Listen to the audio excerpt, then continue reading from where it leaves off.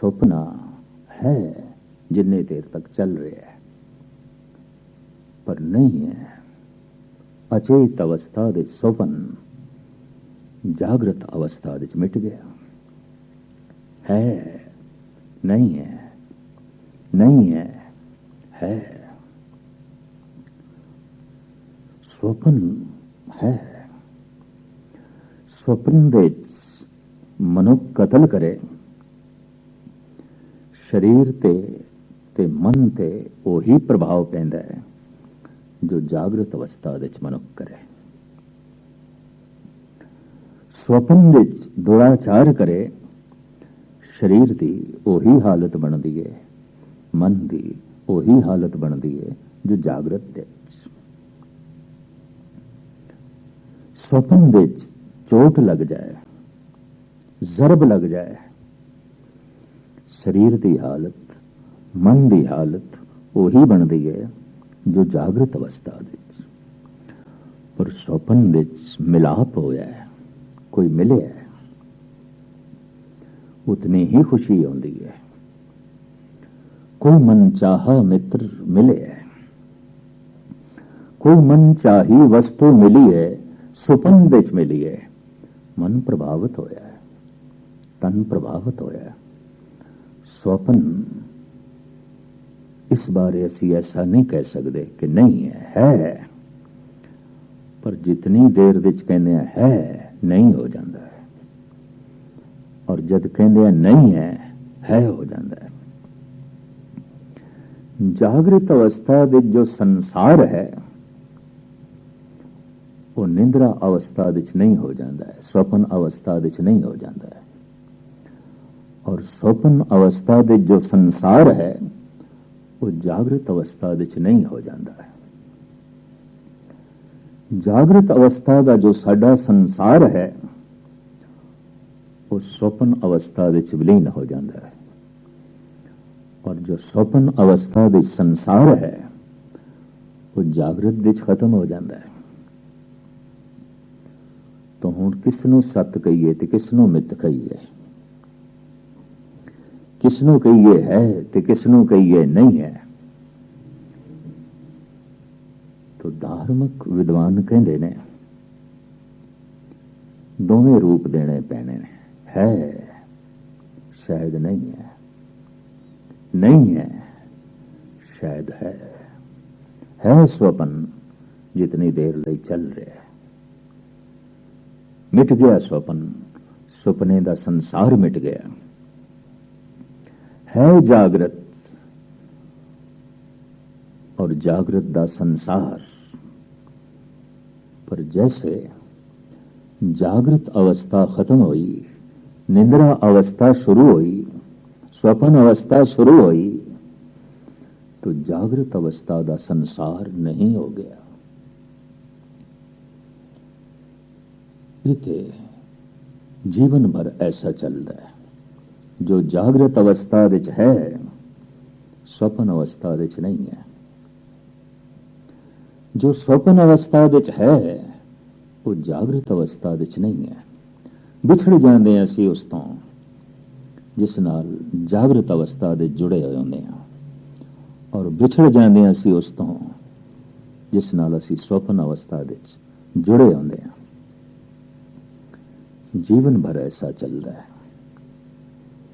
रोज विछड़ते हैं, रोज मिलते हैं, रोज मिलते हैं, रोज विछड़ते हैं। इस तरह असी जागृत अवस्था विच एक संसार विच जींदे हां, स्वप्न अवस्था विच दूसरे संसार विच जीवदे हां। पर चूंकि जीवदे हां तो है शायद नहीं है, नहीं है शायद है। उतने तक ते है जितने तक जागृत चल रही है, जितने तक स्वप्न अवस्था चल रही है। इस वास्ते थे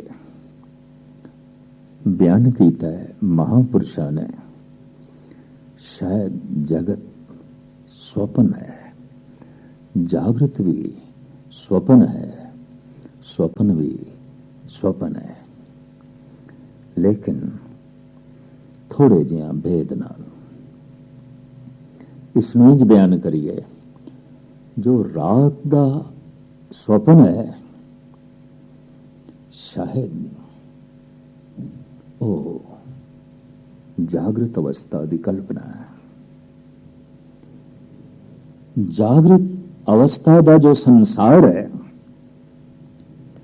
शायद स्वप्न अवस्था का सुपना है।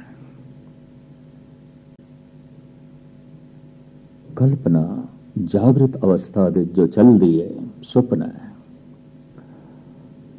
निंद्रा अवस्था दे जो स्वप्न चलता है वो कल्पना है। दोहां नूं कल्पना कह दईए, दोहां नूं स्वप्न कह दईए, गल एक कोई है। कल्पना है, स्वप्न है, पर असी नहीं कह सकते कि स्वप्न नहीं है। शरीर ते प्रभावित होया है, मन ते प्रभावित होया है। रात नूं कोई दफीना मिल गया, धन मिल गया, औदा मिल गया, मित्र मिल गया, पुत्र मिल गया, कोई विछड़िया साथी मिल गया, खुशी ते होई है मन नूं, तन दे रोंगटे ते खड़े होए ने। पर कोई मित्र अजीज अकारब चलाना कर गया, नुकसान हो गया। किसी दुश्मन ने घातक हमला कर देता है, या स्वप्न दे मनुख ने दुराचार कीता है, कत्ल कीता है, मन ते उतना ही प्रभावित हो रहा है, तन ते उतना ही प्रभावित होया है। महापुरुषों ने इस वास्ते संसार नूं सिर्फ मिथ नहीं आख्या, मिथ्या नहीं किया। है शायद नहीं है, नहीं है शायद है। काल है शायद नहीं है, नहीं है शायद है। काल दा प्रभाव ते मौजूद है, समय दा प्रभाव ते मौजूद है। उस प्रभाव हेत मनुख जी रहा है, किस तरह कह देवे कि नहीं है।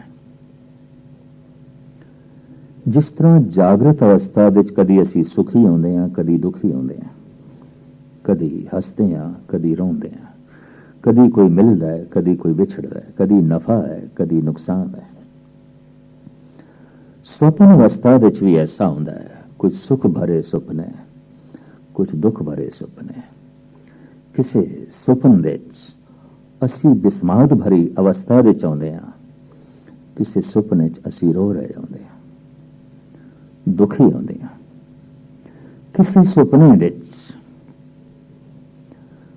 कोई मिलिया होंदा है, बड़े प्रसन्न, पर किसी सुपने च कोई विछड़दा है, बड़े दुखी। जागृत अवस्था विच असी कदी पाठ कर रहे होंदे हां, सुरत जुड़ जाती है, रस बन जाता है। ऐसा स्वप्न अवस्था विच भी होंदा है, जुड़ जाता है मन, रस बन जाता है, आनंद बन जाता है। जिस संसारिक रस स्वप्न विच माणिया जा सकता है, तो निरंकार दा आनंद भी स्वप्न विच माणिया जा सकता है। जिस जागृत अवस्था विच पदार्थां दा रस माणिया जा सकता है, तो परमात्मा दा रस भी माणिया जा सकता है। शायद इस वास्ते ही धन गुरु नानक देव जी महाराज ने फरमान किया है, सुपने आया भी गया, मैं जल भरिया रोए, आए न सका तुझ कन प्यारे, भेज न सका खोए। ऐ सुपने विच आने वाले हो, तुसी चले गए, क्यों? स्वप्ना चला गया। स्वप्न चलता है निंद्रा विच, जागृत विच कल्पना चलती है, निंद्रा विच स्वप्न चलता है। निंद्रा अवस्था खत्म हुई, स्वप्न खत्म हो गया। जागृत अवस्था शुरू हुई, कल्पनावां दा जगत शुरू होया। तो सतगुर ते मंग करते ने, आओ सुभागी नींदड़िए मत सो देखा सोए, ऐ भागा भरी नींद आ तू आ। शायद फिर सुपने च झलक मिले, शायद फिर सुपने च आनंद मिले, पर हां मिलाप भरिया सुपन, सुख भरा सुपन इस तरह प्रतीत होंदा जिवें एक क्षण दे च बतीत हो गया, पर दुख भरा सुपन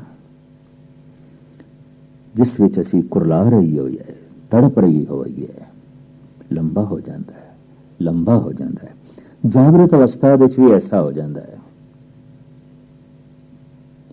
दुख विच काल लंबा हो जाता है, समा लंबा हो जाता है।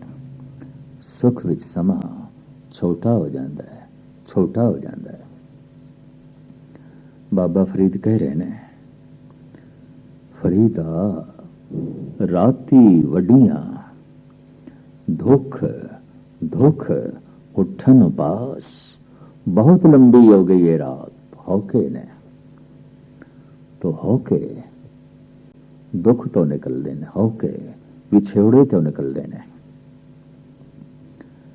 और दुख दे समा लंबा हो जाता है।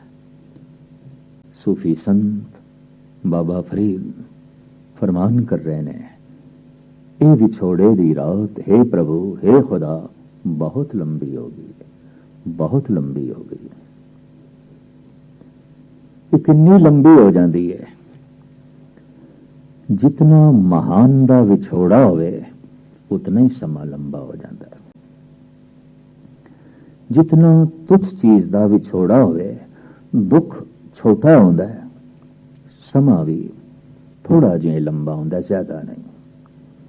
पर मन महान है, रस है, आनंद है, उसका विछोड़ा हो गया है, समा बहुत लंबा हो जाएगा, बहुत लंबा हो जाएगा। कितना लंबा हो जाएगा, तो धन गुरु अर्जन देव जी महाराज फरमान कर देने, चार पहर चौ जुगे समाने, रैन भई तब अंत न जाने। दिन दे चार पैर चार युगां वर्गे हो गए, नहीं लंघदे, नहीं लंघदे। एक एक युग हजारां साल वर्गा, लखां साल वर्गा नहीं लंघदे। इन्ना लंबा हो गया, कल्पना नहीं, ये सच है। चार पहर चौ जुगे समाने, रैन भई तब अंत न जाने। आई ये रात पता नहीं कितने युगां वर्गी है, कह नहीं सकते। दुख दे समा बहुत लंबा हो जाता है। नरक दुख है। ईसाई जगत में इसकी व्याख्या करनी नहीं आई। उन्होंने कहा नरक हमेशा ਲਈ है, सदैवी है। शायद इस वास्ते नीति से जैसे विचारक ने कह देता कि मैं धार्मिक क्यों नहीं हाँ, मैं क्रिश्चियन क्यों नहीं हाँ। कहते जो मैं गुनाह कीते ने, जो मैं पाप कीते ने और जिन्हां गुनाहां बारे मैं सोचिया सी, अगर मैं किसी अदालत नूं दस दियां तो सख्त मैजिस्ट्रेट भी मैनू 4 साल तो वध जेल की सजा नहीं दे सकता। लेकिन मैं खुदा नूं मनिया नहीं, इसे एक गुनाह करके वो मैनू हमेशा लई नरक, हमेशा लई। और ऐसा नरक जिथे जंबूरां नाल मास नोचिया जांदा होवे, जिथे दलदल दे सुटिया जा रहा है, जिथे उबलदे तेल दे तलिया जा रहा है, जिथे जिंदा मनुख दी जबान कटी जा रही है, बंद बंद कटे जा रहे ने, नरक दा ये नक्शा। तो ये विचारक कहंदा है फिर उस खुदा नूं रहीम कहण दी, रहमान कहण दी, प्रसाद कहण दी, दयालु कहण दी, करुणाकर कहण दी लोड़ की है? तो बहुत सख्त है, वो तो बहुत जालिम। दरअसल व्याख्या करनी ना आई। नरक दुख है, स्वर्ग ਸੁੱਖ ਹੈ। ਸੁੱਖ ਦੇ ਸਮਾਂ ਛੋਟਾ ਹੋ ਜਾਂਦਾ ਹੈ, ਦੁੱਖ ਦੇ ਸਮਾਂ ਲੰਬਾ ਹੋ ਜਾਂਦਾ ਹੈ, ਬਹੁਤ ਲੰਬਾ ਹੋ ਜਾਂਦਾ ਹੈ, ਬਹੁਤ ਲੰਬਾ ਹੋ ਜਾਂਦਾ ਹੈ। ਇੱਕ ਘੜੀ ਦਿਨਸ ਮੁਖ ਬਹੁਤ ਦਿਹਾੜੇ, ਮਨ ਨਾ ਰਹੇ ਕੈਸੇ ਮਿਲੋਂ ਪਿਆਰੇ। ਇੱਕ ਪਲ ਦਾ ਵਿਛੋੜਾ ਔਰ ਉਸ ਦਾ ਦੁੱਖ, ਇਹ ਇੱਕ ਪਲ ਤੇ ਕਈ ਦਿਨਾਂ ਵਰਗਾ ਹੈ, ਨਹੀਂ ਲੰਘਦਾ, ਨਹੀਂ ਲੰਘਦਾ। ਦੁੱਖ ਦੇ ਵਿੱਚ ਬਹੁਤ ਸਮਾਂ ਲੰਬਾ ਹੋ ਜਾਂਦਾ ਹੈ, ਕਾਲ ਬਹੁਤ ਲੰਬਾ ਹੋ ਜਾਂਦਾ ਹੈ। ਸੁੱਖ ਦੇ ਵਿੱਚ ਕਾਲ ਛੋਟਾ ਹੋ ਜਾਂਦਾ ਹੈ, ਪਰਮ ਆਨੰਦ ਵਿੱਚ ਕਾਲ ਖਤਮ ਹੋ ਜਾਂਦਾ ਹੈ, ਅਕਾਲ ਪ੍ਰਗਟ ਹੋ ਜਾਂਦਾ ਹੈ। ਇੱਕ ਸੈਕਿੰਡ ਦੇ ਵਿੱਚ, ਇੱਕ ਛਣ ਦੇ ਵਿੱਚ, ਇੱਕ ਦਮ ਦੇ ਵਿੱਚ ਭੂਤ ਖੋ ਗਿਆ, ਭਵਿਸ਼ ਖੋ ਗਿਆ, ਅਕਾਲ ਪ੍ਰਗਟ ਹੋ ਗਿਆ, ਕਾਲ ਤੇ ਖਤਮ ਹੋ ਗਿਆ। ਲੇਕਿਨ ਬਹੁ ਗਿਣਤੀ ਮਨੁੱਖੀ ਦੁਨੀਆ ਦੀ ਕਾਲ ਵਿੱਚ ਜੀ ਰਹੀ ਹੈ। ਮਨੁੱਖ ਦੇ ਕੋਲ ਸਿਮਰਤੀ ਹੈ। ਇਹ ਸਿਮਰਤੀ ਕਦੀ ਅੱਗੇ ਜਾਂਦੀ ਹੈ, ਕਦੀ ਪਿੱਛੇ ਜਾਂਦੀ ਹੈ। ਜਦੋਂ ਭੂਤਕਾਲ ਦੀ ਤਰਫ ਜਾਂਦੀ ਹੈ ਤਾਂ ਭੂਤਕਾਲ ਦਾ ਚਿੰਤਨ ਬਣ ਜਾਂਦੀ ਹੈ। ਜਦ ਭਵਿष्य ਦੀ ਤਰਫ ਜਾਂਦੀ ਹੈ ਤਾਂ ਚਿੰਤਾ ਬਣ ਜਾਂਦੀ ਹੈ। ਤਾਂ ਚਿੰਤਨ ਚੱਲਦਾ ਹੈ ਭੂਤਕਾਲ ਦਾ, ਚਿੰਤਾ ਚੱਲਦੀ ਹੈ ਭਵਿष्य ਦੀ। ਇਹ ਕਿਸ ਤਰ੍ਹਾਂ ਮਿਟੇ? ਧੰਨ ਗੁਰੂ ਅਰਜਨ ਦੇਵ ਜੀ ਮਹਾਰਾਜ ਫਰਮਾਨ ਕਰਦੇ ਨੇ, ਮੈਂ ਜਿੱਥੇ ਤੱਕ ਦੇਖਦਾ ਮਨੁੱਖ ਚਿੰਤਾ ਵਿੱਚ ਜੀ ਰਿਹਾ ਹੈ। ਭਵਿष्य ਬਹੁਤ ਲੰਬਾ ਹਰ ਇੱਕ ਨੇ ਬਣਾਇਆ ਹੈ, ਬਹੁਤ ਲੰਬਾ, ਬਹੁਤ ਲੰਬਾ। चिंतत ही दिसे सब को है। सारी चिंता दिखाई दे रहे हैं। सारिया ने बड़ा लंबा भविष्य बना रखे और चिंता भविष्य की। यही कारण है कि कदम कदम ते बाजारां च बैठे ज्योतिषी मिलणगे, उन्होंने भी पता है हर मनुख जी रहा है भविष्य की चिंता दे। जरूर पूछेगा भविष्य कैसा है, भविष्य कैसा है, भविष्य कैसा है, भूतकाल कैसा है, कुछ इसनु चेते है। गुजरिया होया कल कैसे सी, गुजरिया होया साल कैसे सी, गुजरे 50 साल कैसे सन, चेते ने। आने वाला कल किस तरह होगा कुछ भी नहीं पता, कुछ भी नहीं पता। ये तो ठीक है कि 50-60 साल तो कोई पिछे जाए, 5 साल की जद जिंदगी होवे उस तो पिछे मनुख दियां यादां नहीं जांदियां, भुल गया। हाँ, किसी किसी की सिमरती ये शक्ति ज्यादा होंदी है, वो इस जन्म की दीवार नूं तोड़ के अगले जन्मां च भी पहुंच जाती है। पिछोखड़ बहुत कुछ दिसदा है, बहुत कुछ दिसदा है। और भविष्य भी वो देख लेंदे ने और सही देखते ने। मनुख दा भविष्य है परमात्मा होना, भावें अज हो जाए भावें कल होवे। परमात्मा होए बिना ये चिंता मिटनी नहीं, ये भविष्य मिटना नहीं।